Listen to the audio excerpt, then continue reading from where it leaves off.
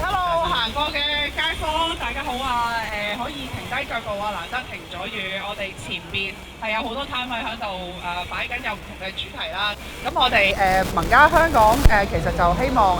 擴闊同埋希望協助大家擴闊反思對於伴侶關係同埋家庭嘅想像。咁其實我哋喺上年做咗一個問卷調查，同埋發布咗一個研究嘅報告啦。咁其實我哋發現即係做咗有500幾份回應，其實超過90%咧，大家都認為香港係需要立法保障伴侶嘅關係同埋家庭嘅權益嘅。咁而政府其實需要本身係根據終審法院嘅裁定去成立一個替代嘅框架啦。咁就好可惜立法會就否決咗，而現時咧我哋暫時係未知道有任何嘅跟進。咁我哋都喺度即係想再次呼籲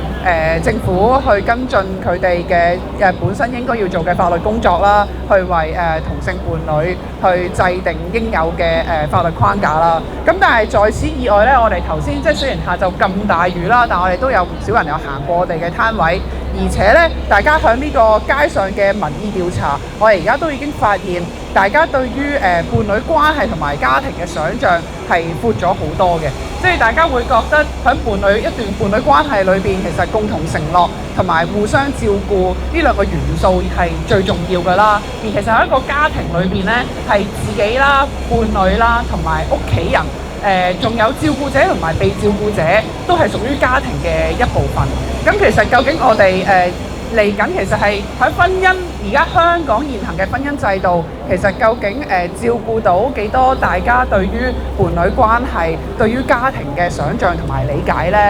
頭先有一位Auntie 行過，佢係一位異性戀者啦，佢結咗婚啦，亦都離咗婚啦。佢有一句説話我非常之深刻啦，佢就話結婚就120蚊，離婚就3900。咁而到最後其實佢覺得可能結婚究竟係代表住啲乜嘢呢？咁所以係希望大家能夠去反思同埋去理解下唔同社群對於伴侶關係啦、婚姻嘅理解同埋需要啦。咁而家香港一路都係提倡嘅就係婚姻平權啦，但係亦都希望其實政府係可以提供多一套制度去涵蓋保障更多唔同性別性傾向嘅人士。咁我哋提倡嘅伴侶制度有4個原則啦，一係就係任何性別性傾向、性別特徵嘅人都可以登記啦。第二就係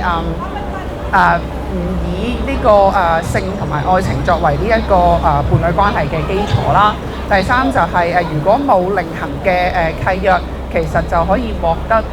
配偶嘅義務同權利啦。最後就係可以領養同埋使用人類生殖科技去成家嘅。咁我哋頭先喺街上邊做嘅訪問就發現，其實大家都會覺得點解社會上唔可以多一個選擇俾大家呢？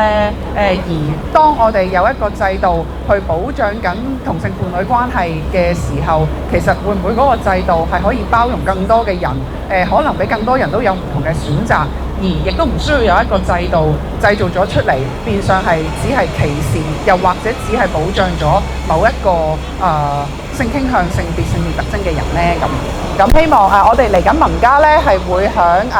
6月，我哋會再做一個咖啡館，同大家一齊